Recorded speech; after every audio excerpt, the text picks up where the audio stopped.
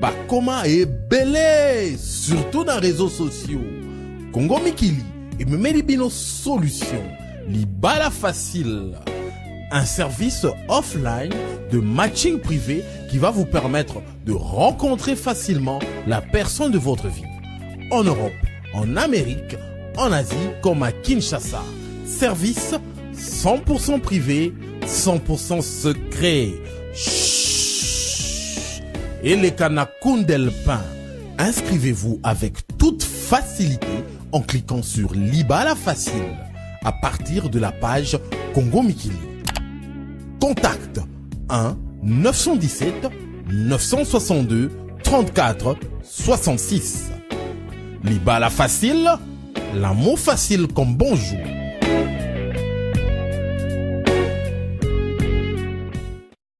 Jeudi 6 avril, les directs Le Man, kiosque, madame, monsieur, bienvenue. Vous êtes sur CCTV et vous regardez en ce moment votre magazine Kiosque. L'émission est en direct également à la radio. Je vous donne la fréquence, la voici, la 96.8 FM. Les invités, ils sont trois pour cette émission, édition spéciale. Nous revenons sur les discours du président de la République hier devant les congrès, les premiers discours hors mandat, les premiers discours de légitimité, que ce soit du président comme de députés et sénateurs.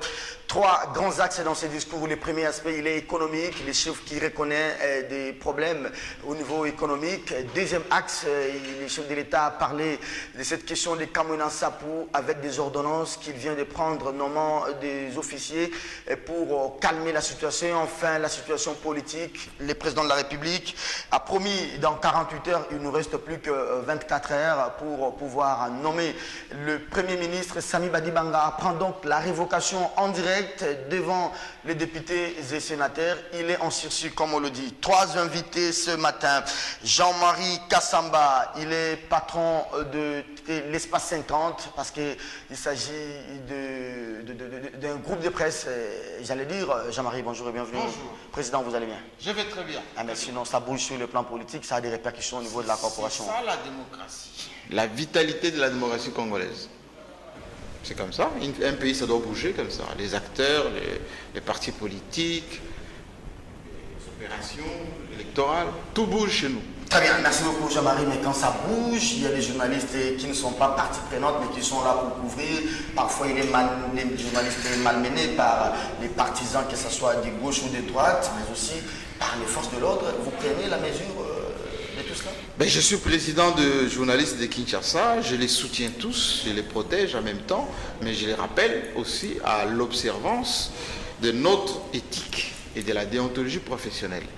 Être journaliste veut dire être professionnel des collectes, des traitements, des diffusions de l'information en toute responsabilité. Très bien, j'ai aimé la dernière phrase, la responsabilité. Oui.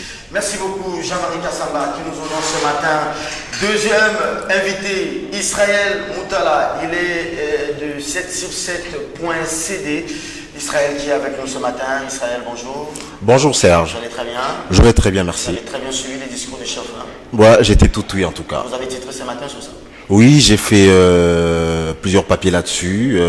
J'ai éclaté dans plusieurs angles pour faciliter l'information parce que nous, les médias en ligne, nous avons un format particulier. On ne fait pas de longs textes, on fait des textes plus ou moins courts, potables, en fonction des angles intéressants. Très Et bon, donc, on a retrouvé Jean-Marie sur ce même plateau. oui, c'est notre président de l'UNPC Kinshasa.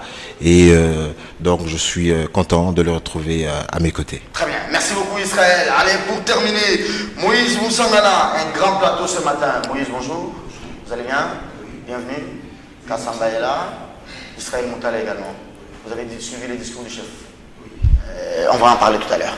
Merci à la grande équipe technique, Romain Makonda, Mouron Djambe de Toumontiri, Dadi Kusaka, Karine Bébé et Fiston Atunga. Ils sont nombreux ce matin.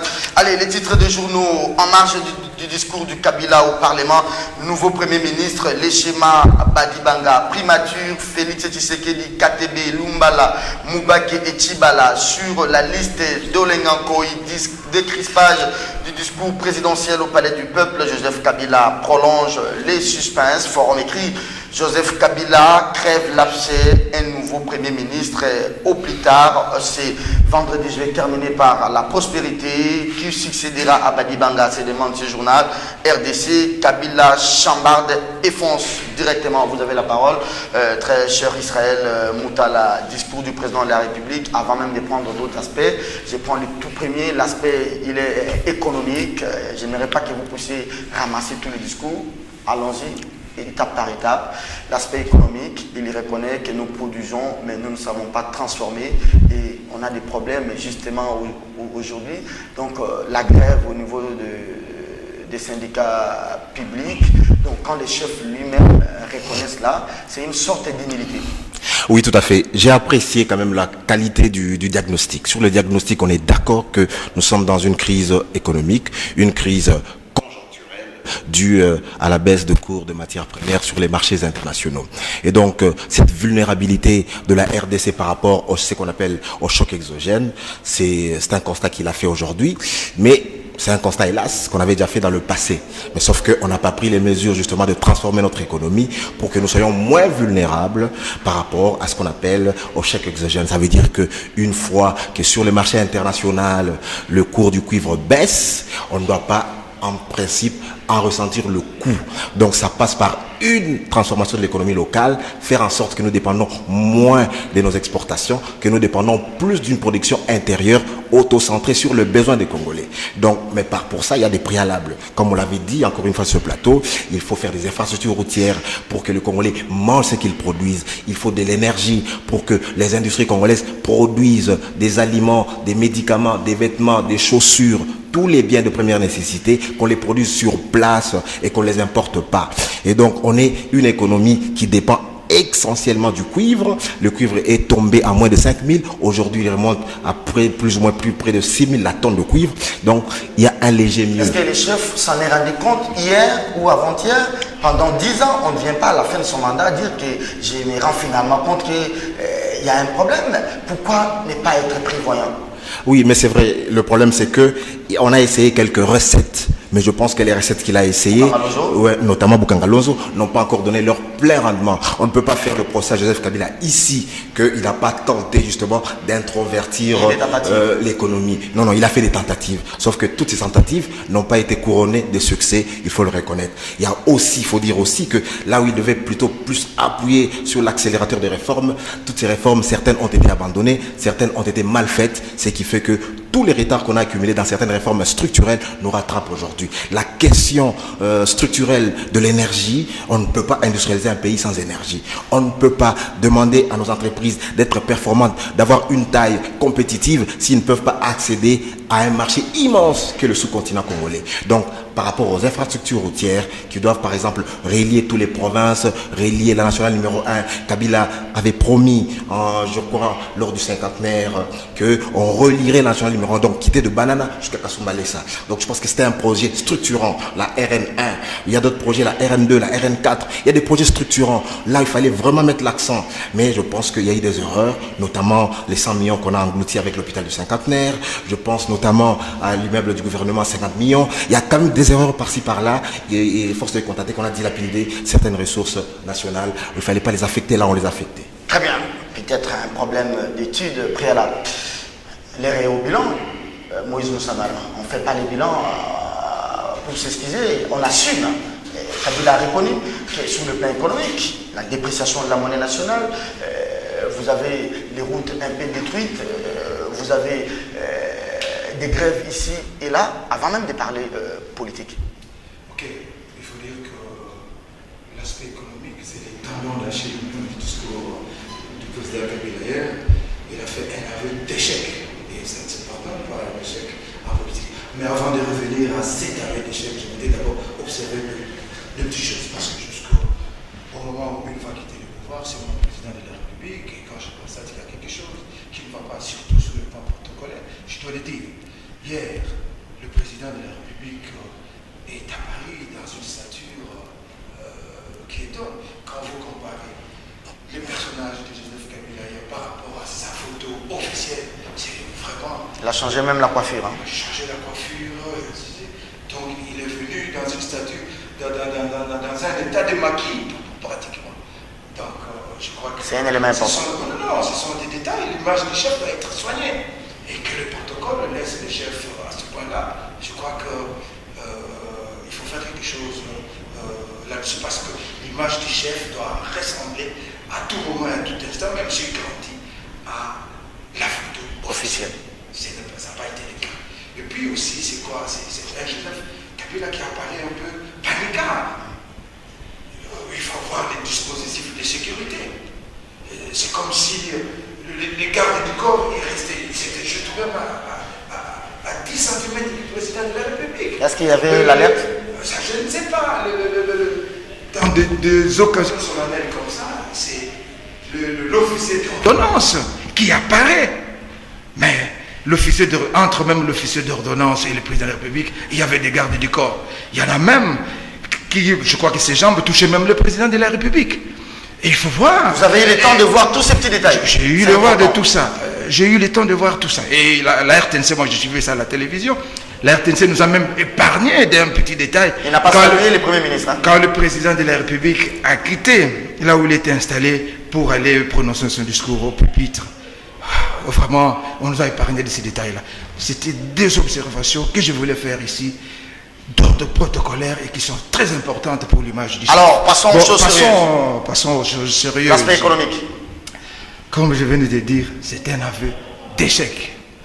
Un aveu d'échec, parce que quand le président de la République essaye un peu de décrire cette économie qui est un peu extravertie, basée sur les métaux, le secteur tertiaire, qui dépend de la vente de minerais, dont on connaît le cours acheté, dont on n'est pas responsable et qu'on sort. Et il dit que si on ne change pas de paradigme, mais qui va changer le paradigme? C'était lui. C'est ça la mission que lui a donnée le peuple congolais. Pendant 10 ans. Pendant 10 ans, pour faire rêver les Congos, pour amener les Congos à un paradis. Israël a parlé des tentatives, mais il n'a pas pu...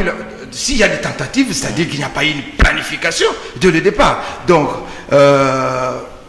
c'est ça. Donc, qui devait changer ce paradigme? C'est lui-même, au travers de sa politique, matérialisée par les 5 chantiers et révolution de la modernité. Je suis même content d'avoir comme co-débatteur Jean-Marie Kassamba, qui était chargé de la visibilité et des 5 chantiers et de la révolution de la modernité. Il n'engage pas la visibilité. Oui, mais oui. Si. Oui. Très bien, allez. Alors, je vais l'aider. Donc, quand le président de la République lui-même fait un aveu d'échec, Moutala vient de le dire, il a manqué juste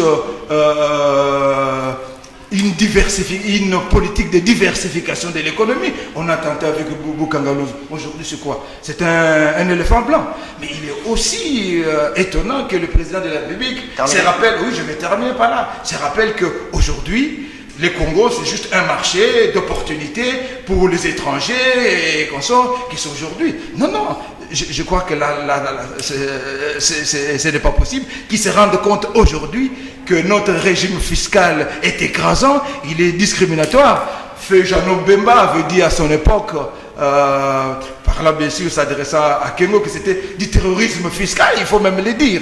Donc voilà, donc c'est aujourd'hui, 10 ans après, que le président de la République se rend compte que notre régime fiscal est discriminatoire, est écrasant et consort. Non. Il voit 30 secondes. 30 secondes. Oui. Et il vend aussi du vent à la jeunesse, qui dit, bon, voici les politiques que nous avions définies au mois de novembre. Où sont ces politiques? Elles sont soutenues par quoi? C'est quel argent finance ces politiques? C'est du vent qu'il a vendu à la jeunesse. Allez, les temps d'antenne doivent être vraiment équitables, je dirais même équilibrés. Jean-Marie Kassamba, secteur tertiaire, économique extraverti. Le chef a même recommandé au Parlement de pouvoir rapidement voter des lois et même le code minier, je crois, qui est en sursis, en souffrance. Comment changer les paradigmes? Vous avez suivi les confrères, vous pouvez ou ne pas revenir sur ce qu'ils ont dit, mais aussi développer votre propre argument par rapport au secteur, dans l'aspect économique du discours du chef de l'État. Serge Kabongo, j'apprécie beaucoup cette émission et c'est pour ça que je suis venu pour la 2e fois. Merci. Mais j'aimerais que ceux qui nous suivent écoute attentivement ce que je vais développer maintenant. Très bien. Je pose quelques aspects qui ont été développés tout à l'heure par M. Moutala sur le plan économique. sur le plan de l'analyse économique. Mais je trouve illusoire, inapproprié et même inadéquat cette façon d'analyser les choses de la manière aussi ostentatoire de la part de mon confrère et frère Moïse Moussangana, qui est un bon journaliste ayant évolué dans ces pays depuis des années. Autrement dit, depuis 1980, notre pays est en crise. Depuis 1980. Moi, j'ai quitté ce pays en 1980. La première dévaluation du Zaïre monnaie en 1980. Rappelez-vous, objectif 80 de triste mémoire. La création de l'IDPS était due en 1982, mais auparavant, 4 ans auparavant, ce n'est pas de l'histoire, c'est l'histoire du Congo. En 1978, les 13 parlementaires écrivaient sur la déliquescence de l'économie nationale. De 1990, et Moïse Moussangana, juste en face de moi, était l'un des animateurs de la nouvelle presse libéralisée du maréchal Mobutu, pro-opposition IDPS de l'époque, où, aussitôt la démocratie libéralisée, on a eu la première destruction de notre économie en 1991. La destruction de l'économie, les pillages, les soubassements d'une économie, c'est les industries. Il faut avoir de la mémoire dans ce pays. En 1993, deuxième pillage.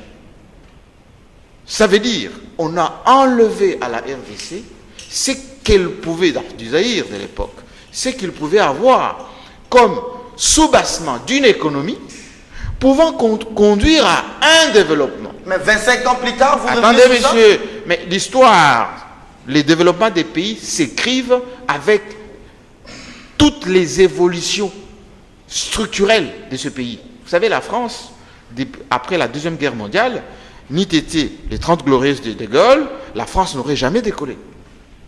Pourquoi? Parce que quand vous détruisez le soubassement d'une économie, ça prend des années. Lorsque Mouzé arrive en 1997, d'ailleurs, je vous épargne les 7 ans de gâchis, soi-disant de démocratie qui auraient pu donner quelque chose, les turpitudes des années 90, de 90 à 97, rien de fait sur tous les plans, y compris politique, parce qu'on nous disait que avec la démocratisation, l'État pouvait se reconstruire avec tous les discours un peu mirifiques, lampiqués que les uns et les autres déployaient au Palais du Peuple là-bas pendant la conférence nationale souveraine. Je vous épargne tous les détails. Quand Mouzé arrive ici, en 97, on a voulu insuffler un début de patriotisme. Rappelez-vous, ces programmes agricoles. Service national. Rappelez-vous, prenez-vous en charge. Le même politique congolais, adoubé par la presse congolaise, dont faisait partie M. Moussangana. Il ne faut pas l'indexer personnellement. Attendez, mais il nous a dépeint aujourd'hui.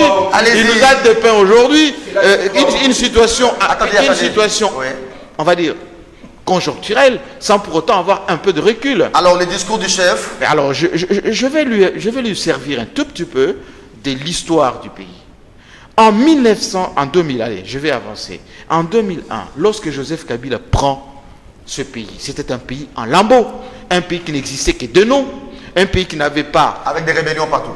Mais un pays dont le chairman, chez qui je suis aujourd'hui, contrôlait une partie de la République. On n'a jamais fait de bilan. Qui a fait quoi dans cette République pendant un certain nombre d'années? Et donc, on a reconstruit ce pays d'abord pendant 1+4, dans une certaine cohésion, et il faut les saluer, les acteurs de la transition. On a fait nos premières élections. On a épongé la dette. On a même effacé la dette, qui a été contractée par qui? Par les gens avec lesquels il a été. Mais où est-ce que nous en sommes aujourd'hui? Alors, où est-ce que nous en sommes aujourd'hui? Ok, allez-y. Attendez. Vous n'avez pas la parole, Moïse. Vous n'avez pas la parole. Où est-ce que nous en sommes aujourd'hui? Allez-y. Attendez. Où est-ce que nous en sommes aujourd'hui? Oui.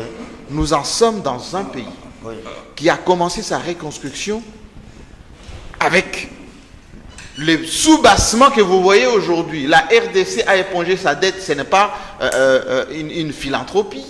On a serré les ceintures. La RDC aujourd'hui, il a parlé du programme de désenclavement. moi je suis du Kasaï et lui aussi, on peut aller chez nous par la route. Au Kasaï, bien évidemment, oui. Traversant les ponts loignés. Oui, bien sûr, ces ponts n'existaient pas. Aujourd'hui, vous pouvez quitter ici, vous allez à Matadi. Dans les années Mobutu, on faisait autant de semaines pour aller à Matadi, et il le sait. La RDC n'avait pas de compagnie aérienne juste à côté de chez vous ici. Air Zahir, des tristes mémoires qui étaient cassées depuis des années, a été remplacé par une jeune compagnie qu'aujourd'hui, qui commence à régler le pays. Laissez-moi vous donner laissez-moi vous donner les Moïse, on n'a pas... Lorsque le chef de l'État dit que nous avons des faiblesses, et c'est pour ça que j'ai épousé tout à l'heure l'analyse de Moutala, des faiblesses en termes de diversification. Une diversification, ça veut dire quoi? Vous allez au Gabon, vous allez au Congo-Brazzaville, vous allez en Angola, qui a un budget extraordinaire. La crise structurelle aujourd'hui, qui frappe tous les pays africains, frappe durement même l'Angola, que notre pays. Parce que l'économie, elle est interdépendante. Merci beaucoup. Et donc, je vais juste finir. Finissez. Il est tout à fait inadéquat de dire que ça, ce qu'a fait le chef de l'État, c'était un aveu d'échec. Mais bien au contraire, c'est l'honnêteté intellectuelle. Justement, de dire, nous avons eu des problèmes, enfin, des faiblesses dans tel ou tel domaine. Un homme d'État, c'est celui qui dit, nous avons accusé des difficultés, voici les chemins pour relever. Très bien. Les fonctionnaires qui sont aujourd'hui payés, ils ne l'étaient pas autant de mois. Israël Moutala, vous avez maintenant la parole. Alors, essayons d'analyser la situation de notre pays avec moins de militantisme. Très bien. Et avec une dose d'honnêteté intellectuelle. Israël Moutala, vous avez la parole. Maintenant, la transformation, ça prendra combien de temps? C'est ce prochain gouvernement qui va faire ce travail. Mais dans un premier temps, que faire pour tordre un peu le cou à cette inflation de la monnaie nationale? Non, la question d'abord de la transformation économique d'un pays, ce n'est pas une question qu'on règle à moyen et à court terme. C'est une question à long terme. Parce que la transformation économique d'un pays nécessite beaucoup de capitaux. Donc le problème aussi avait été fait. Donc en 2001, quand Joseph Kabila prend le pouvoir, il avait dans sa vision économique dit qu'il va s'appuyer sur le secteur privé comme moteur justement de la croissance économique. Et les maigres ressources de l'État devaient être consacrées aux infrastructures. Donc c'était ça. Mais bon, il y a eu quelques contradictions avec ce postulat du départ du président Kabila qui était un bon postulat.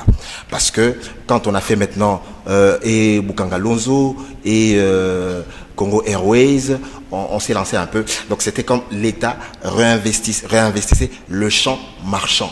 Or, le champ marchand devait être laissé à l'initiative privée. Et là, on avait de nouvelles politiques qui avaient été menées, notamment des politiques en termes d'amélioration du climat des affaires. On se dit ceci, pour développer le pays, on a besoin d'une centaine de milliards de dollars. Comment est-ce qu'on fait? Parce que notre budget en ressources propres ne dépasse pas 4 milliards. Avec les 4 milliards, le tiers va au fonctionnement de l'État, l'autre tiers va au paiement de salaire. Et donc, on ne reste qu'avec 1 milliard comme pour le budget investissement. On ne peut rien faire avec ça. Alors, par rapport à ça, qu'est-ce qu'on fait? La politique, c'est faire du Congo un aimant à capitaux. Mais nous sommes vierges, on ne peut pas aller dans en Europe, s'endetter. Mais justement, il faut une politique d'endettement intelligente. Mais pour s'endetter, il fallait d'abord se désendetter. Et on l'a fait justement avec l'initiative PPTE dont on a atteint le point d'achèvement en 2010. C'était un bol d'air. Mais nous ne sommes pas en programme structurel, formel avec le Fonds monétaire international. C'est qui nous prive justement à cause d'une mauvaise gouvernance, d'un projet minier, le projet Comidé, qui a ruiné justement les espoirs du gouvernement Matata 1. Et donc, si on avait ce projet-là, c'est un contrat dans l'opacité. Oui, c'est un contrat qui n'avait pas été publié comme c'était engagé parce que... Mais le gouvernement avait promis de publier désormais tous les contrats miniers. Il en avait publié tous, une quarantaine, mais à l'exception d'un qui n'avait pas été publié et tout ça, et qui avait été publié en retard, et donc des parties n'avaient pas été publiées, donc on a été sanctionné à cause de ce projet-là. Nous sommes là, et c'est dommage. Et donc, ce qui fait que ça nous prive des appuis budgétaires, ça nous prive d'être en programme formel avec le Fonds monétaire international, ça prive à l'État congolais d'avoir des moyens de faire face à des crises, à des chocs exogènes comme celui qu'en ce moment. Et donc, nous sommes encore un pays plus ou moins fragile. Et donc, on a encore besoin justement de la communauté internationale, que je rappelle, nous faisons partie de la communauté internationale, pour nous appuyer afin justement de nous raffermir. Et donc, la première question, l'introversion de notre économie est une tâche de longue haleine. Donc on ne peut pas faire un procès à un gouvernement, que ce soit Sami Badibanga ou Matata, qui n'ont eu que des séquences de Badibanga.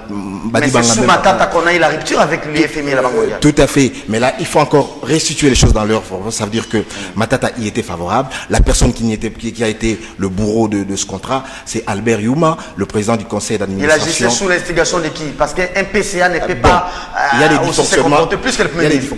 Et vous vous souvenez qu'il y avait un affrontement dans la presse entre Youma et Matata à propos de ce contrat-là de Comidé. Et donc, là, justement, nous payons aujourd'hui les prix les plus forts parce que nous ne sommes pas en programme avec le Fonds monétaire international. Parce que si nous étions en programme avec le Fonds monétaire international, on aurait atténué le choc exogène parce que la crise ici, elle n'est pas nouvelle. En 2008, on avait connu notre crise. Et c'est Atanas Matenda, je crois, qui était ministre de Finances à l'époque. La récession à l'époque. Et oui, justement, la crise financière internationale à l'époque. Et on avait bénéficié des appuis budgétaires de la part du Fonds monétaire international qui nous avait permis d'atténuer. Est-ce qu'aujourd'hui, on a des réserves des devises de combien de jours? Donc je crois de 2 semaines, de 2 à 3 semaines, de 2 à 3 semaines. Mais le vrai problème, parce que tu as parlé de la crise sociale, des fonctionnaires et tout ça, et nous sommes partis sur le fait que le chef de l'État a dit que pour améliorer les conditions sociales des fonctionnaires, il faut faire quoi? Il faut la maîtrise des effectifs et la maîtrise de la masse salariale. La bancarisation. Tout ça. Donc c'est important, parce que là, ils ne peuvent pas faire de la démagogie non plus. Il faut, parce que, écoutez, ils ne peuvent pas faire de la moi dire que non, je vais vous augmenter de salaire. Mais avec quelles ressources? Parce que pour augmenter le salaire, il faut d'abord créer cette richesse. Tant qu'on n'a pas créé les richesses, on ne peut pas prétendre. Mais là où on pouvait faire des efforts, c'est demander par exemple que tous les salaires des ministres, ça ne se justifie pas. Ils sont pour la plupart pas excellents. Tous les salaires des députés, ils sont inutilement élevés. C'est là qu'on doit faire un effort national. On ne peut pas demander aux fonctionnaires d'être moins mal payés alors que les autres sont bien payés, donc excessivement payés. Moi je pense que les sénateurs, les députés, les ministres, personne ne peut toucher au-delà de 2500 ou de 3000 $, dans un pays où il y a une telle pauvreté. Non, c'est indécent que des gens aient des salaires au-delà de 10 000 $. C'est un avis. Donc vous voulez vous enrichir, allez faire du commerce. Vous voulez faire la politique, c'est pas pour venir s'enrichir et tout ça. Et moi je pense qu'on doit moraliser la vie publique en réduisant, et on va réduire aussi les appétits des gens qui veulent se lancer dans la politique pour gagner des sous. Moïse Moussangana, vous avez la parole. Jean-Marie va conclure sous ce premier thème. Aujourd'hui, ce que les fonctionnaires a perdu au moins 25 ou 30% de son salaire, parce que s'il était payé à 80 000 représentait à l'époque 100 $, mais aujourd'hui 80 000 ne représente plus. Ce sont des réalités. Serge, le chef de l'État dans son discours a dit aux fonctionnaires de serrer la ceinture. On va encore maîtriser les effectifs, on va encore maîtriser la masse salariale. Mais c'est depuis quand on a commencé cette politique-là? Combien a-t-on réalisé comme économie dans cette maîtrise d'effectifs? Est-ce qu'aujourd'hui le président Kabila peut nous dire quel est l'effectif des fonctionnaires et agents de l'État? Ça a commencé depuis 2003 cette histoire, Serge, avec le gouvernement de transition, 1+4. Combien d'économies, combien a-t-on réalisé en termes d'économie sur la maîtrise de la masse salariale? Mais c'est du vent tout ça, Serge. Ça veut dire qu'il n'y a pas une politique sociale du gouvernement. Donc, si on doit attendre la maîtrise de la masse salariale pour le fonctionnaire et consort, et ces questions, j'ai même entendu mon confrère Jean-Marie Casamé, qu'il y a des gens qui sont excessivement payés. Oui. Mais cette politique redistributive-là, ça doit être un point de la politique du gouvernement. Et comment le président de la République lui-même peut accepter qu'il y ait une discrimination dans la redistribution des ressources de l'État? Donc, voilà Serge. Donc, cette histoire-là, c'est du vent aussi. On a commencé cette histoire de maîtrise des effectifs. On ne connaît toujours pas combien d'agents et fonctionnaires compte l'administration publique. Quelle est la masse réelle? On ne connaît pas. Serge, et puis, vous avez suivi un peu la rétrospective de Jean-Marie Kassamba. Il nous a l'histoire et consorts. Donc, comme pour justifier l'échec aujourd'hui de deux régimes Kabila, donc 2006, 2011, 2016, par l'histoire. Non, on ne prend pas le pouvoir pour rentrer en arrière, pour dire que non, pour commencer à se justifier, pour dire non, voici le pays a été détruit. On est venu avec un plan. Je crois qu'on est venu avec un plan. On dit écoutez, le pays est à ce niveau-là. Voici j'ai une politique qui va faire que le pays soit demain à l'autre niveau. Ouattara l'a fait, hein? Ouattara l'a fait. Alors, donc, ce qui veut dire que c'était le mirage qu'il était en train de nous vendre, que toute sa politique, donc les 5 chantiers, la révolution de la modernité, c'était fondé sur du sable. Serge, derrière moi ici, si tu traverses le boulevard du 30 juin, tu arrives au niveau du bureau de Kimbuta. Je voudrais bien. Jean-Marie Kassamba a parlé des routes et comme ça. Mais voyez un peu les routes qui sont là, l'état de ces routes-là. Mais vous ne proposez pas.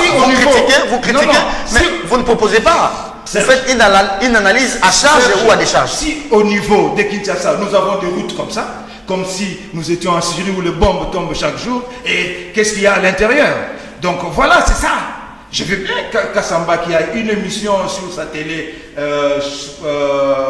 la modernité en marche et consorts. Je crois qu'il pouvait prendre les images derrière proposition pour faire voir, voilà exactement que nous sommes en train de progresser. Proposition. Mais si il se limite sur le boulevard, il prend juste les images du boulevard, il oublie ce qui se passe là-bas. Si c'est déjà à Gombe, on est à ce niveau-là. Et qu'est-ce qu'il y a à Bungu? Qu'est-ce qu'il y a à Kananga? Qu'est-ce qu'il y a à Moneditou? Revenons au débat. À Kabea Kamanga chez lui. Donc voilà un peu ça. C'est ça. Si ça marche là-bas, on peut dire que la modernité est en marche. Donc, ça veut dire que il n'y a plus, je ne sais pas quelle visibilité il a sur proposition. Non, moi je ne peux pas proposer. Je vais proposer quoi? Moi je ne suis pas conseiller économique de M. Kabila. Mais vous êtes analyste, vous pensez que les choses peuvent être recadrées de quelle manière? Non. Il fait un mandat. Il faut attendre un gouvernement qui va venir, parce que lui, c'est déjà fini. C'est déjà fini, il va proposer encore quel programme? On n'a plus besoin de son programme, il est juste en sursis pour assurer la période de transition jusqu'aux élections. Merci. Il a besoin des idées pour en faire quoi. Et puis, par après, je vais revenir... Enfin, pas et puis, enfin. Non, enfin. Oui. Je voudrais quand même recadrer...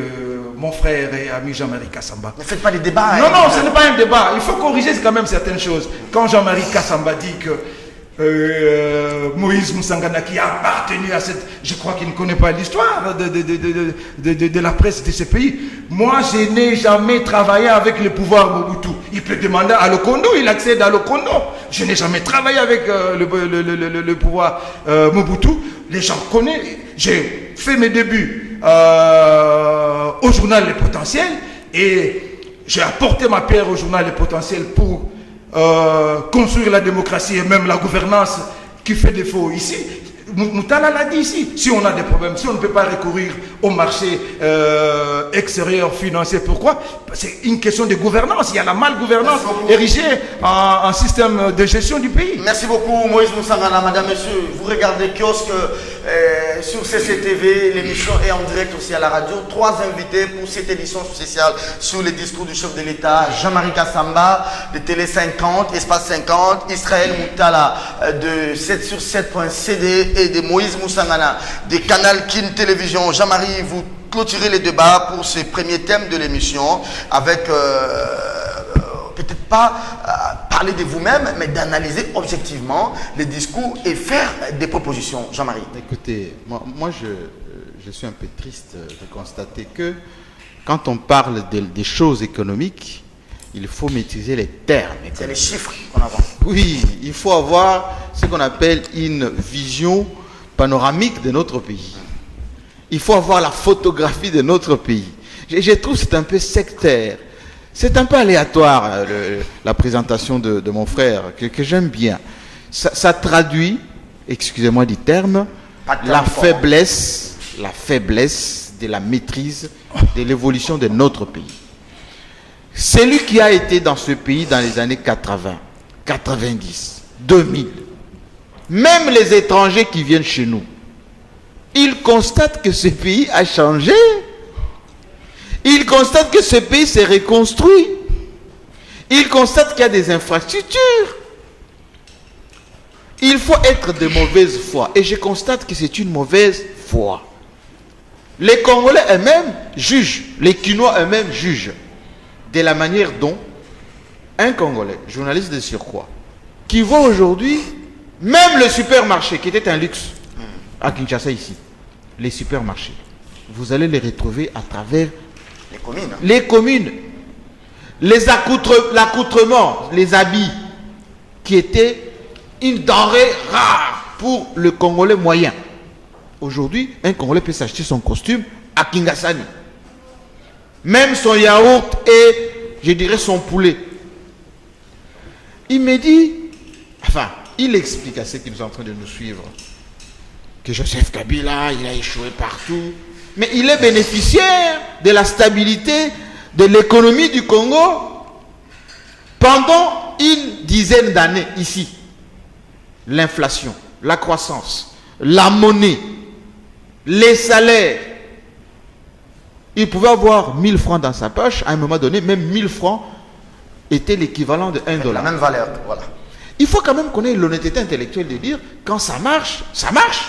Et que quand ça cloche, ça... Oui, quand ça cloche, il faut dire que ça cloche aussi. La crise, elle n'est pas seulement congolaise, elle est internationale. Qu'il aille en Angola pour constater comment vivent les Angolais. Au Congo-Brazzaville, juste en face. Au Gabon, c'est pas une excuse, c'est une explication. Joseph Kabila ne s'arrête pas pour dire, écoutez, aujourd'hui, ça ne marche pas, je n'ai pas autre solution à proposer. Nous avons quel budget, CH Kabongo, dans ce pays? Quel budget? Il peut vous dire, en 2001, lorsque Joseph Kabila a pris le pouvoir, nous en avons aujourd'hui combien? Ce n'est pas louable, ce n'est pas beaucoup. Nous avons besoin de beaucoup d'argent. Mais lorsque vous avez des Congolais comme lui, qui passent le plus clair de leur temps à dire du mal de leur pays, à vilipender leur économie, ils dégagent du négativisme à longueur de journée auprès des partenaires, auprès des gens qui suivent ce pays. On dit climat des affaires, l'attractivité, l'amour du Congo. Mais une bonne dose de vérité dans ce qu'il dit, comme dans ce qu'il dit. J'ai dit, vous allez aux États-Unis, ceux qui attaquent Obama, ils vous disent qu'Obama n'a rien fait. François Hollande est parti. Pourquoi? Il n'a pas voulu se présenter. Pourquoi? Parce que le chômage n'a pas été vaincu. Écoutez, Manuel Valls, moi je vis en France, ce qu'il a dit comme avait des chèques par rapport à son économie. Macron aujourd'hui, pourquoi il avait démissionné du ministère de l'économie et des finances? C'est par rapport à cela. Donc il ne faut pas penser que la crise et les Congolais, c'est de l'incompétence, les gens ne font rien. C'est absolument faux. Évitons de faire des débats avec beaucoup de sentiments, beaucoup d'approximations, donner l'impression que dans notre pays, rien ne va. C'est archi faux. Ce pays, le nôtre, il a été constitué de la presse dite rouge, d'émotion. La presse d'émotion, pas la presse des faits. C'est pour ça que j'ai salué la nouvelle génération que je vois aujourd'hui, c'est pas parce qu'il est là, Moutala, qui font des analyses techniques, qui montrent les paramètres et qui disent voilà, ici ça a fonctionné, ici ça n'a pas fonctionné. Quand vous faites une presse d'émotion, de militantisme, il dit qu'il n'a pas participé au pouvoir, mais Etienne Tshisekedi, pour lequel il avait beaucoup de passion et avec le potentiel de mon grand frère Moutinga Moutisha et toute cette génération de presse rouge, de Mouboya et compagnie, qui était là pour accompagner la démocratie qui a détruit en réalité, qui n'a construit l'économie de notre pays depuis les années 90, eh bien, ça ne construit pas une économie, ça détruit. Excusez-moi du peu, nous avons besoin dans ce pays des analystes, des journalistes, de la presse responsable, de la presse qui essaye d'expliquer les mécanismes économiques, pas la presse qui vous dise tout est noir, tout est faux, alors que les parties prenantes dans la dynamique elle-même. J'ai même entendu dire, on en parlera si vous voulez bien, du déficit des libertés d'expression. Regardez ce que nous sommes en train de faire aujourd'hui. C'est ça la liberté d'expression, c'est ça la démocratie. Jean-Marie, ça met aussi au profit et au compte de ce que Joseph Kabila a apporté dans ce pays. Et donc, il ne faut pas avoir de la mauvaise foi. Écoutez, je vais juste vous ouvrir une petite parenthèse. J'étais hier au commandement, ici à Kinshasa. C'était une poubelle en friche par rapport à notre armée. Ce qui est en train d'être fait aujourd'hui pour nos forces armées, pour la première zone de défense, pour l'école de hautes études, pour former nos militaires. Ça ne s'est jamais fait dans ce pays. Merci beaucoup Jean-Marie. Allez, évitons la mauvaise foi et surtout des analyses trop émotionnelles. Merci beaucoup. Allez, alors, on va prendre les deuxième et l'avant-dernier thème du discours du président de la République. Le thème, il est sécuritaire. J'ai commencé par Israël, transité par Moïse et terminé par Jean-Marie. Je commence maintenant par vous, Moïse. Je vais passer par... Ah oui, je vais commencer par vous à la dernière intervention parce qu'on va parler de l'aspect politique. L'aspect sécuritaire, les chefs de l'État a pris une série d'ordonnances, nommant des officiers de la police et des FARDC, la sécurité également, pour venir à bout de tout ce qui se passe au niveau du Kasaï. On apprend d'ailleurs que Mouenidou tout depuis 48 heures est entre les mains des assaillants, je ne sais pas si on les appelle ainsi, mais aussi sa ferme détermination, c'est quoi, c'est Alouebo, pas Mouenidou. Sa ferme détermination, il dit, ceux qui sont à la base de ces exactions seront traqués et jugés, et le parquet militaire est à leur recherche, 6 militaires inculpés. La question du Kasaï trouve sa remède avec cette fermeté du président de la République. Oui, Serge, je vais bien vous répondre. Ne revenez pas sur le premier thème. Non, on a pris assez de temps, soit vous prenez le temps. Oui, ok, tu vas déduire ça de mon temps. Okay, on a dit presse des faits. Oui, je fais bien la presse des faits. Mais quand il y a une ville morte, on voit bien qu'il n'y a pas eu de circulation de la ville, que mon frère en face de moi dise sur sa télévision que c'était un échec, que les choses ont tourné et qu'on sort. Et c'est ça, c'est la presse des faits. Quand, il est même en contradiction avec le chef de l'État qui croit défendre. Il est en train de louer la présence des supermarchés, même dans les communes et consorts. Mais le chef de l'État dit dans son discours d'hier que le Congo devient une opportunité de marché pour... Nous sommes dans une économie de marché. Économie de marché, c'est ça. Attends, mais moi je reprends le chef de l'État. En Chine, aux États-Unis. Moi je reprends le chef de l'État. Il a dit que nous sommes aujourd'hui dans un pays qui offre des opportunités de marché à des tiers, des étrangers. Combien de Congolais sont combien de Congolais sont actionnaires dans ces histoires-là. Donc vous voyez qu'il contredit même le chef de l'État. C'est pourquoi même Joseph Kabila avait vite fait de se plaindre que je n'ai pas de gens autour de moi. Donc si j'en avais 15, je crois que le pays aurait marché. Alors, l'aspect sécuritaire au Kasaï. Vous avez épuisé déjà 1 minute, il vous reste 1 minute. Ok. L'aspect sécuritaire. Oui, je veux bien que le chef de l'État ait lancé cet appel au calme. Mais cet appel au calme vient après combien de temps, Serge? Ça vient après combien de temps? Après qu'il y ait des centaines de morts. Mais où était lui, les garants de la nation? Il a attendu seulement hier pour le faire, Serge. Mais ailleurs, on peut dire que c'est une non-assistance à personne à danger. Parce que, autant il a dit que il a prêté serment pour défendre l'indépendance et la souveraineté nationale. Oui, autant il a prêté serment pour protéger les Congolais. Est-ce que les a-t-il protégés, Serge? Les a-t-il protégés? Il a attendu combien de temps pour parler? Je l'ai dit même ici, dans la fois passée quand je suis passé ici. Je l'ai dit. Mais où est les garants de la nation? Où est les garants de la nation? Je l'ai dit ici. Donc, que le président de la République, garant de la nation, j'ai dit que je considère Kabila comme mon président de la République. Jusqu'à ce qu'il y aurait des élections, il va partir, il est mon président de la République. Mais je ne peux pas m'empêcher de dire que ce qu'il a fait frise en tout cas la non-assistance en personne à danger. Il a attendu tous ces milliers de morts, tout ce que nous voyons comme photos macabres sur Internet, Serge, pour qu'ils viennent parler. Enfin, bon, comme on dit, mais votre temps, c'est quand même quelque chose, mais je crois que dans ses obligations, dans ses devoirs en tant que garant de la nation, il ne pouvait pas attendre comme ça. Jean-Marie Kassamba, les chefs est même intervenu sur l'assassinat du personnel onusien. Il dit que des enquêtes vont se poursuivre. J'ai aimé la fermeté dans son discours. Il dit ces gens-là seront traqués et ils vont répondre de leurs actes. Est-ce que cette fermeté peut aujourd'hui rassurer nos partenaires? Laissez-moi d'abord vous dire une preuve de plus que mon frère Moussa Ngana. Ne parlez pas de vous. N'honore pas notre profession. Il n'est pas informé. Un chef de l'État n'agit pas seulement par des communications comme celle qu'il a fait hier. Le chef d'État gouverne. Moïse oublie qu'il y a eu d'abord ce qu'on appelle le Conseil de sécurité interinstitutionnel. Au palais du peuple, là. Non, pas au palais du peuple. Palais de la Nation. C'était au palais de la Nation. Attendez, Laissez-moi c'est répondre. Jean-Marie qui a la parole. Conseil de sécurité interinstitutionnel. Toutes les institutions de la République. Avec un communiqué à l'appui. Il y a eu instruction du gouvernement. Chadari, vice-premier ministre en charge de l'Intérieur, a fait le tour de la RDC. Il a réglé les problèmes de nos frères pygmées, dans Nika. Il est parti, il a fait ce qu'on appelle l'itinérance dans les Kasaï.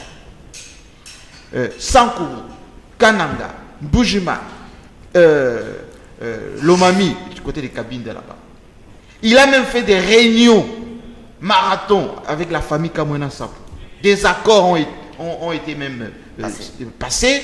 Il y a eu même des cérémonies, ce qu'on appelle chez nous les Chizaba, pour en finir avec cette affaire, parce que les corps devaient être restitués au chef coutumier. Tout ceci, Moïse Moussangana n'est pas au courant. Il a seulement attendu que le chef de l'État parle hier, oubliant que nos forces armées, la police a été dépêchée sur place pour assurer la protection de nos compatriotes. Et que on a transformé cette zone, nous deux, nous sommes de là-bas. Nous sommes les premières victimes de tout ce qui se passe là-bas. Mais ceux qui ne dénoncent pas ici, ce sont les intelligences, même au sein de la majorité, même au sein de l'opposition, dont il a quelques accointances, soutiennent ce qui se passe chez nous. Les tireurs de ficelles. Les tireurs de ficelles qui sont ici à Kinshasa. Comme ça se passait avec l'Est, les gens de chez nous, des notabilités de chez nous, sont derrière et qui seront poursuivis d'ailleurs. Comme l'a dit le chef de l'État. Et donc, on ne peut pas, comme ça, faire une analyse superficielle. Le président n'a pas pris ses responsabilités. Mais il les a pris, ses responsabilités. L'ONU demande une enquête. Le chef dit qu'il y a déjà les parquets militaires. Est-ce que ça peut maintenant... Nous sommes un pays quand même, avec une justice, avec l'armée, avec l'administration.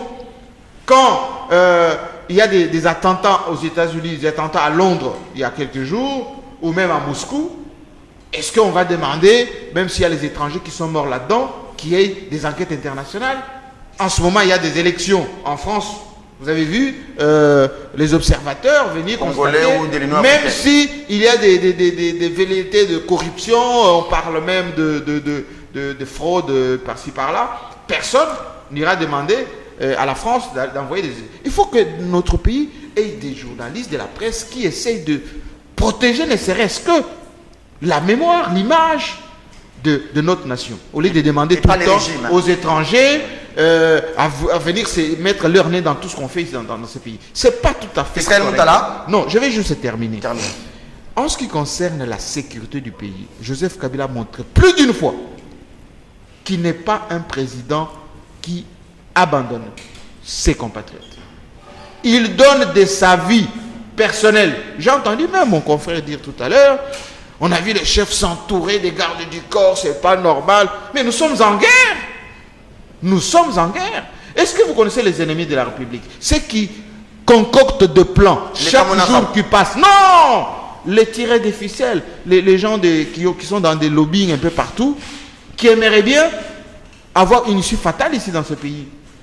Et souvent en connivence avec nos compatriotes, qui aimeraient qu'un chef de l'État, qui est une institution, soit exposé comme ça, et vont pouvoir assouvir leur désir macabre sur notre pays. Non, il faut, en matière de sécurité, on ne blague pas avec les sécurités. Jean-Marie Kassamba, merci. On va prendre les derniers aspects, mais Israël, Kamwena Sapu, la réponse du chef de l'État, c'est la fermeté, les parquets militaires, poursuivre les assassins de personnel de la MONUSCO, mais aussi tous ceux-là qui auraient commis des massacres sur les civils. Est-ce que c'est une manière de rassurer aussi nos partenaires, je dirais même l'ONU, bref, la communauté internationale qui demande des enquêtes internationales? Oui, bon, il fallait absolument agir. Moi, je pense que là... bon, je l'ai trouvé plus ou moins sincère et plus ou moins triste. Quand vous voyez, il dit ceci, à peine avoir plus ou moins stabilisé la situation à l'Est, on ne nous a pas laissé de repos. Le centre de l'insécurité s'est déplacé vers le centre. On sent quelqu'un qui s'est dit, tiens, cette insécurité, elle ne va pas me lâcher. Donc, j'éteins le feu au Nord Kivu, où il y avait des foyers de tension terrible. Et donc, une fois que ça s'apaise un peu là-bas, que ça s'apaise un peu au Katanga, c'est le centre. Donc, j'ai senti un peu de dépit. Mais globalement, c'est la gouvernance globale qu'il faut repenser. C'est l'échec global de... Ça veut dire que nous sommes pauvres. Notre jeunesse est pauvre. Je vois mes frères du Kasaï, des jeunes gens de 12, de 13 ans, de 14 ans, de 11 ans, à qui on fait croire qu'avec une certaine potion magique, ils sont invulnérables. Ça montre quoi? Ça montre un désert intellectuel. Ça montre le désespoir. Donc, on n'a pas su faire rêver l'ensemble des Congolais. Et c'est pareil partout. Donc, notre jeunesse est désemparée. Voilà pourquoi je pense qu'il nous faut absolument l'unité nationale autour de grands axes pour bâtir un Congo puissant, faire rêver tout le monde, faire participer tout le monde à un projet fabuleux de construction, de bâtir une nation forte. Tant qu'on ne saura pas, on ne fera pas participer un grand nombre de Congolais à une vision globale partagée, ils seront vulnérables, n'importe qui va venir les endoctriner. Voilà pour moi les grands axes, c'est de populariser l'éducation, faire des infrastructures pour que les gens ne se laissent pas vraiment embarqués dans des aventures macabres comme c'est le cas au Kasaï. La réponse qui a été apportée, dans un premier temps, on a transformé le Kasaï en zone opérationnelle. Moi, je pense que cette réponse n'est pas complète. La vraie réponse, on va rebondir sur l'aspect politique, la vraie réponse, elle est politique. Parce que Jean-Marie a dit tout à l'heure qu'il y a des tireurs de ficelles à gauche et à droite. Ça veut dire que le problème est politique. Mais j'aimerais aussi qu'on revienne aussi sur les responsabilités par rapport aux personnalités de la majorité présidentielle. On a cité Évariste Bochab, on a cité Kandé. Je ne veux pas les charger ici, mais on a dit qu'ils ont joué un rôle dans l'instrumentalisation du pouvoir coutumier qui a mis le feu aux poudres dans cette province, dans cet espace kassaïen. Donc je pense que toutes les responsabilités doivent être tirées par une enquête indépendante. Très bien.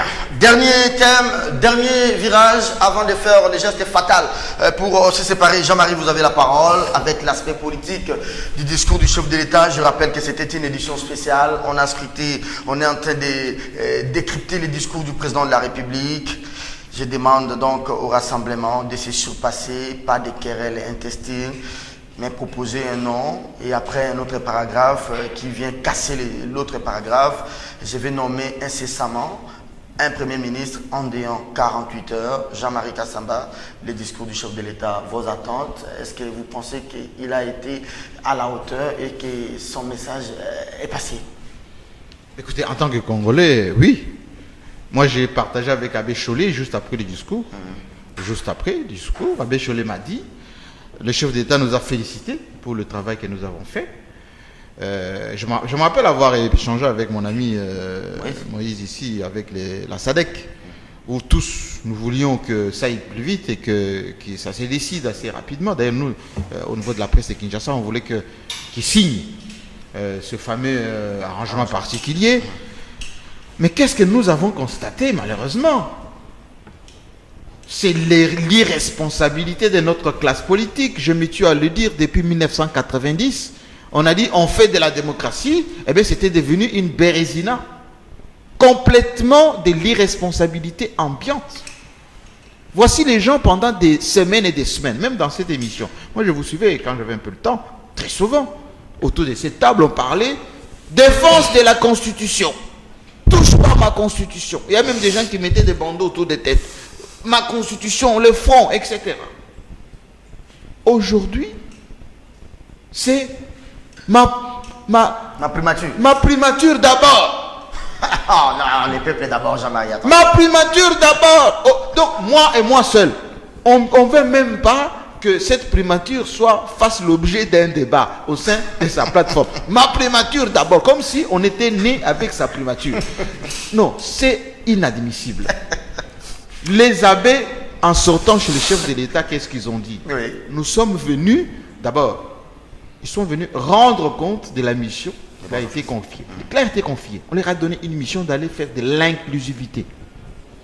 Parce qu'à la Cité de l'Union africaine, ils étaient là-bas, et même ils sont même partis au conclave à Libété pour dire nous sommes venus ici parce qu'il n'y a pas d'inclusivité là-bas. Le chef d'État leur a dit allez-y chercher l'inclusivité. Mais on a fait mettre dans la tête de nos évêques qu'ils étaient devenus une institution à redistribuer des postes, à gérer même le Congo. On a même écouté Outembi partir aux Nations Unies, dire que toutes les institutions qu'on a au pays là-bas, mais bon sang, si vous êtes pour la lecture de notre Constitution, article 70 alinéa 2, rien que cet article, ça enlève d'ailleurs ce que vous avez dit en introduction tout à l'heure, je corrige, que les institutions sont illégitimes hors mandat. Faux. Quand vous respectez la constitution de votre pays, aussi longtemps qu'on ne l'a pas abrogée, cette constitution, elle est d'application.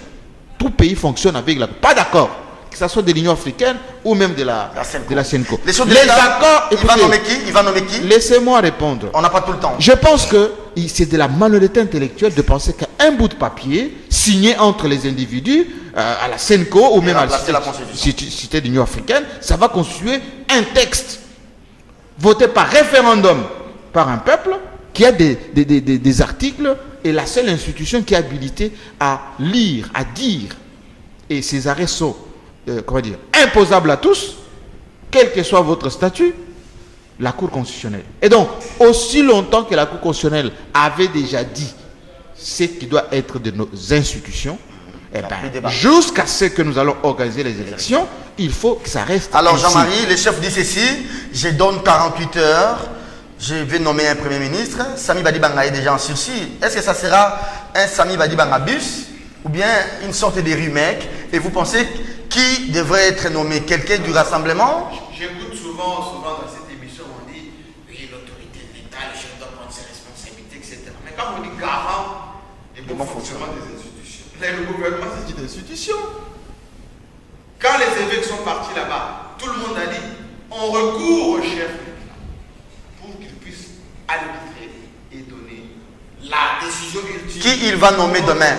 Qui il va nommer? Je vous donne les indices. Voilà, allez-y, c'est ce que je veux. Les indices, c'est quoi? Oui. On a dit primature au rassemblement. Le rassemblement, quoi. Article 70 de la Constitution, c'est dit dans ce fameux accord. Nommer un premier ministre dans ces cadres-là. Proposer les primaturables. Et c'est au chef de l'État, Oui. Avec ce qu'on appelle le pouvoir discrétionnaire, il va choisir parmi ces candidats, mais qui doivent avoir des critères, des compétences.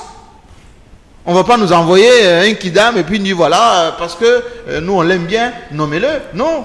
On doit avoir un premier ministre à la hauteur de notre pays quand même. C'est le mot qu'on peut dire. Olégan Koyou aurait déjà transmis la liste des primaturables. Je ne suis pas au courant, je ne suis pas dans les secrets de Dieu, mais tout ce que je sais Lumba est confirmé ça sur Radio que tout ce que je sais est que le rassemblement, c'est cette plateforme qui a obtenu la primature. Donc c'est au rassemblement de proposer les primaturables. Il a pu nous surprendre en nommant Félix Tshisekedi. Ben, pourquoi pas? Félix Tshisekedi, c'est un Congolais. Son père a été nommé plus d'une fois dans notre pays. Ça ne sera pas, je veux dire, une révélation. Tout ce que nous, on veut savoir, quelqu'un qui soit à la primature et qui fasse un travail. Mais les Moubak qui partent retrouver les chefs de l'État, il est radié du parti. Est-ce que s'il est nommé... Mais c'est ça l'ingratitude encore de ce que nous appelons le respect des textes. L'IDPS a des statuts. Pourquoi bon sang dans ce pays, lorsqu'on rencontre les chefs de l'État en douce, on ne le dit pas aux militants, on ne le dit pas aux partenaires, on n'est pas exclu. Je vous signale que l'UDPS a négocié avec la majorité présidentielle à Ibiza, à Paris, et qu'il y avait des rencontres. On n'a exclu personne.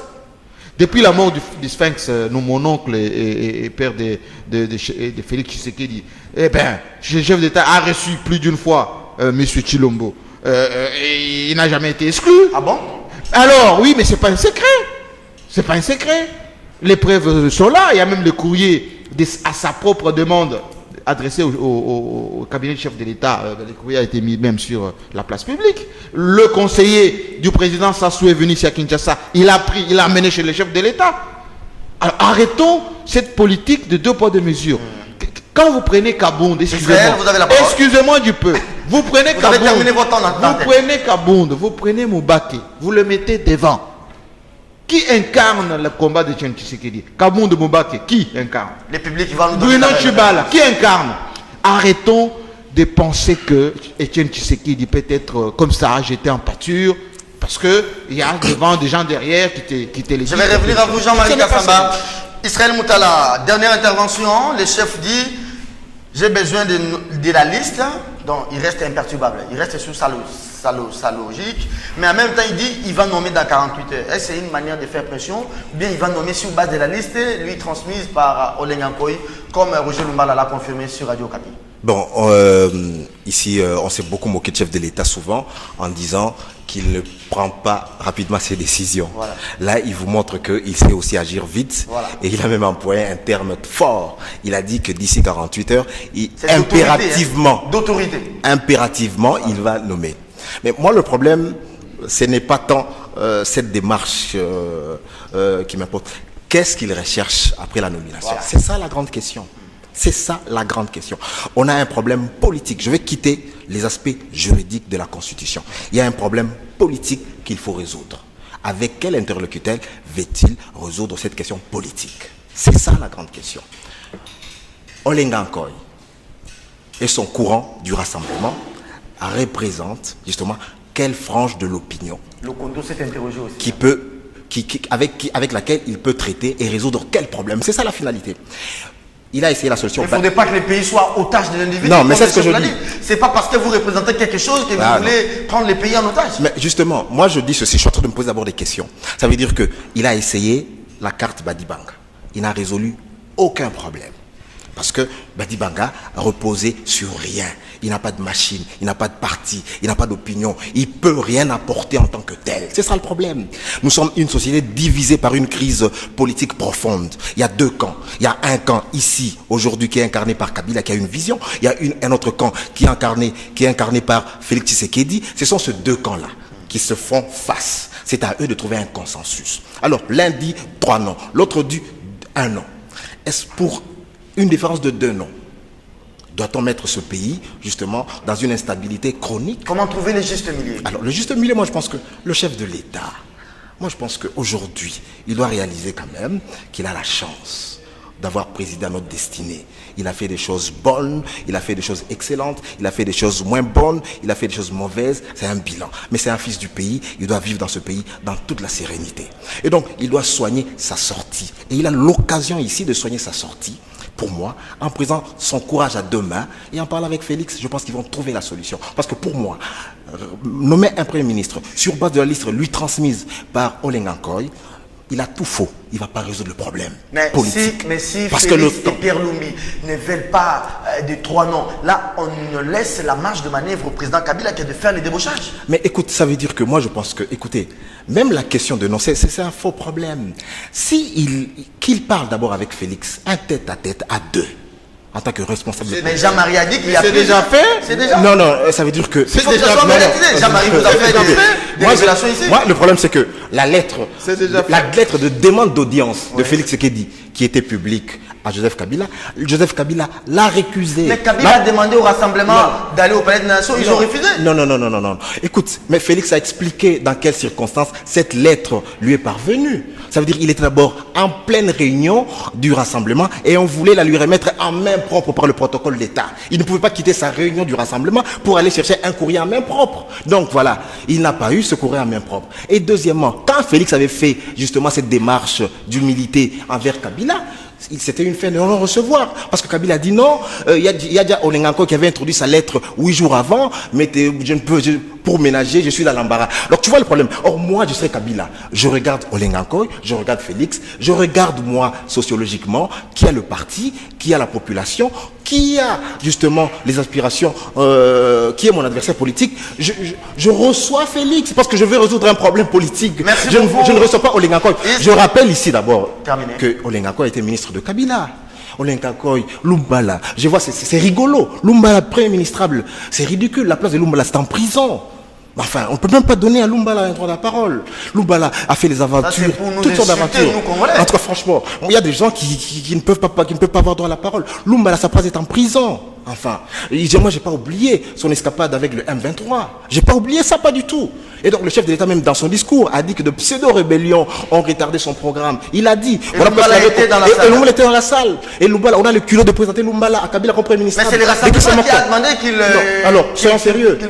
Et même Olengankoy, soyons sérieux. Donc, ne faisons pas une inflation politique de la personne de Olenga Nkoy, qui, je répète, a un seul député, Emery Okunji, et voilà. Moi, je pense que si aujourd'hui, on veut mettre fin à cette crise politique, Kabila, moi je pense qu'aujourd'hui, qu'il aime ce pays, qu'il a un certain sens élevé du pays, je pense qu'il doit faire la paix de braves et la solution, il doit la trouver avec Félix. Dire que les deux ailes du rassemblement puissent se retrouver, non, ça ne peut pas se faire. Donc c'est en 48 heures qu'ils se mettent en camp. Ils ne vont jamais se mettre d'accord parce que les différences sont telles. Le problème, il doit trouver son courage et parler avec Félix. Je pense qu'ils vont trouver la solution. Kabila, homme de surprise, il risque demain, on voit Jacques Moukaleng Makal, le président de la République vit conformément à un nommé Premier ministre, Félix Antoine Tshilombo Tshisekedi. Il peut nous surprendre aussi. Hein. Ok, je voudrais dire ceci. Répondez d'abord à ma question. Il peut nous surprendre aussi. Tout sera fonction de la procédure qui sera utilisée. Allez-y. Je voudrais dire ceci. Quand le chef de l'État dit qu'on ne peut pas prendre ce pays en otage, c'est pourquoi il s'est dit, il prend ses responsabilités en tant que garant. Mais qui prend le pays en otage? Mais c'est bien lui qui prend le pays en otage. Oh, mais oui. Et qui prend le pays en otage? Il est du rassemblement. Oh là là. Mais qui a refusé? Il est du rassemblement. Oh là là.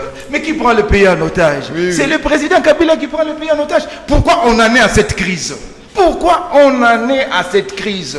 C'est parce que Joseph Kabila n'a pas voulu organiser les élections dans les délais. C'est cette crise. C'est lui la CENI. Oh là là. sollicitez la parole, vous en aurez.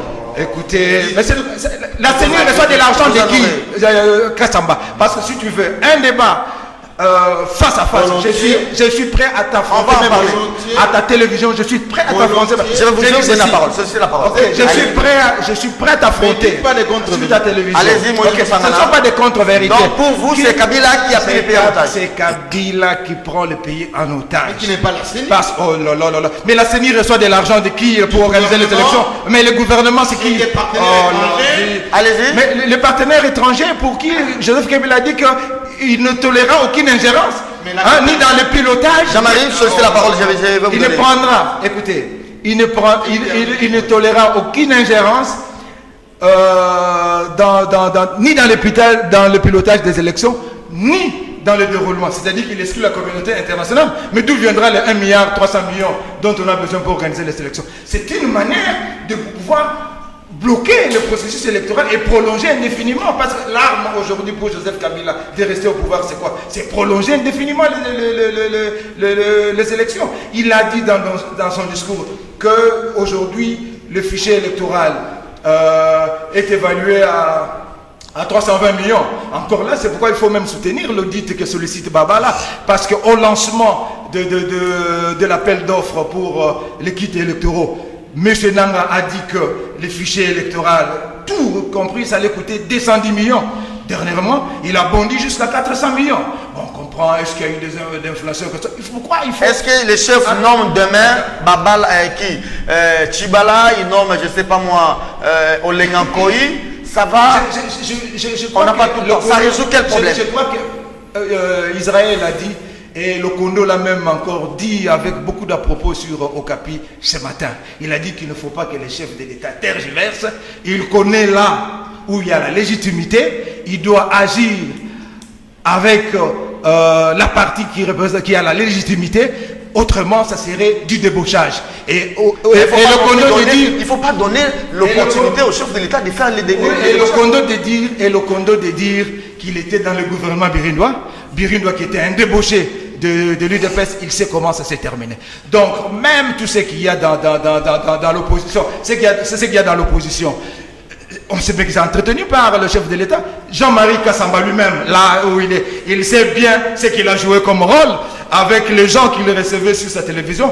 Est-ce que Jean-Marie peut me regarder dans les yeux et me dire qu'il n'a jamais, lui, là, Jean-Marie, qu'il n'a jamais donné de l'argent aux gens, à certaines personnes de l'opposition qui l'invitaient? Des allégations. Sinon, je vais citer les noms. Des allégations. Ce ne sont pas des allégations.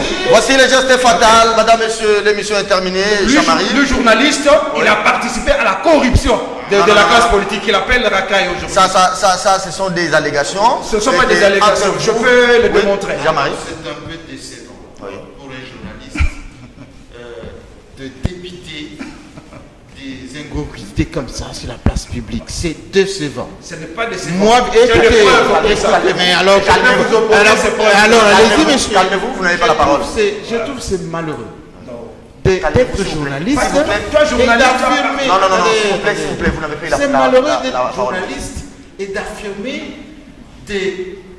Excusez-moi des termes. J'allais utiliser un terme qui allait peut-être. Pas des termes trop forts. L'émission est terminée. Je dis tout simplement, c'est Ouais. ça. D'abord, je vais donner de l'argent qui sort d'où et pour quelle raison. Non, s'il vous plaît. C'est inapproprié. Je trouve qu'il se perd un peu, mon ami Moïse. Merci beaucoup, madame. Non. C'était Kiosque, l'émission est terminée. Jean-Marie Soyons Kassava responsables. Oui. Le président de la République va nommer un premier ministre. Ne fétichons pas autour de Félix Tshisekedi. Il peut être nommé premier ministre, ce n'est pas lui le miracle du Congo. Voilà. Félix Tshisekedi est fils de Tchen Tshisekedi qui a été nommé 3 fois premier ministre. Madame, monsieur, l'émission est terminée. Pragmatiques. Merci beaucoup. C'est sur ce thème-là, sur cette phrase-là du pragmatisme que nous réformons ce magazine. C'était un plaisir de recevoir Moïse Moussangana à ma droite. Et Israël Moutala à ma gauche, Jean-Marie Kassamba également. Merci très chers confrères d'avoir été de nôtres. Vous allez vous saluer, l'émission est terminée. Merci à l'équipe technique. 9h30 demain, avec le même plaisir. Au revoir. Kobala na poto et komi pasi makasi. Ba aventurier, ba koma et belé, surtout dans les réseaux sociaux. Congo Mikili et memeli bino solution. Libala facile. Un service offline de matching privé qui va vous permettre de rencontrer facilement la personne de votre vie. En Europe, en Amérique, en Asie comme à Kinshasa. Service 100% privé, 100% secret. Chut. Et les Kanakundel Pain. Inscrivez-vous avec toute facilité en cliquant sur Libala Facile à partir de la page Congo Mikili. Contact 1 917 962 34 66. Libala Facile, l'amour facile comme bonjour.